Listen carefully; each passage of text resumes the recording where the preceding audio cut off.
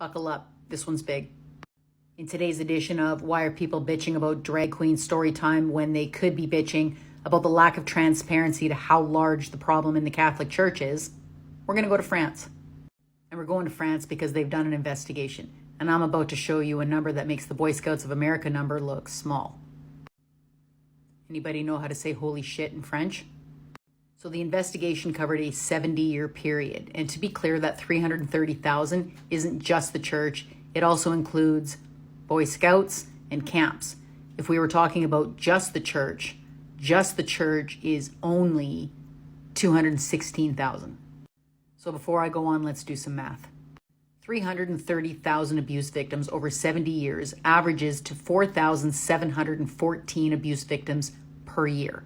That's an average of 13 per day. And if we were talking about only the church and only 216,000, that's an average of 3,085 victims per year, which is an average of 8 victims per day. The commission was led by a guy named Jean-Marc Sauvé. It's called the Sauvé Report. The investigation lasted 2.5 years, where they interviewed victims and witnesses and went through archives from court, police, and church records going back to 1950. And in 2021, they delivered a 2,500-page report to the church. It was a year after this guy's scandal.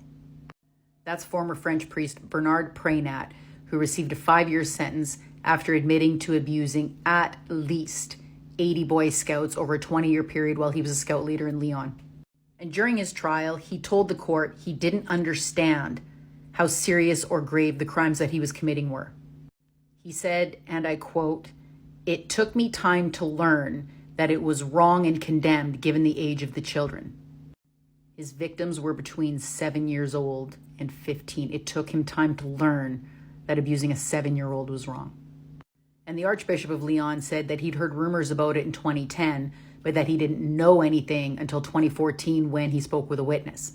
He then removed Preynat from his position, he told the Vatican, but he didn't tell the police about it. Allegations became public in 2015, and at first the Archbishop received a 6-month sentence for failing to report, but then that was overturned in appeals. And he's not the Archbishop anymore, he resigned. And I will be bringing more church content, but for the rest of this week, I'm going to be focusing on the hundreds of Canadian coaches who have faced abuse charges over the last 20 years. See you tomorrow.